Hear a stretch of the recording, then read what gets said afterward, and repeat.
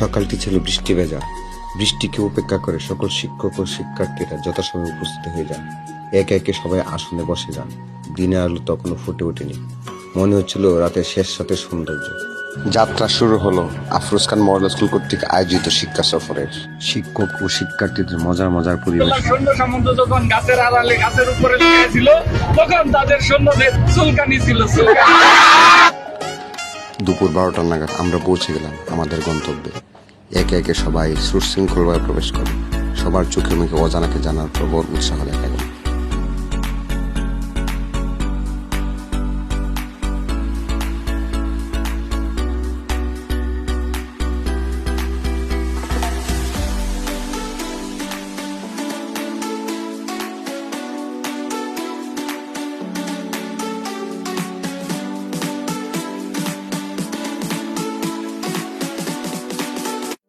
প্রয়োজনীয় ফর্মালিটি শেষ করে সবাইকে বিভিন্ন দলে ভাগ করে দেওয়া হলো।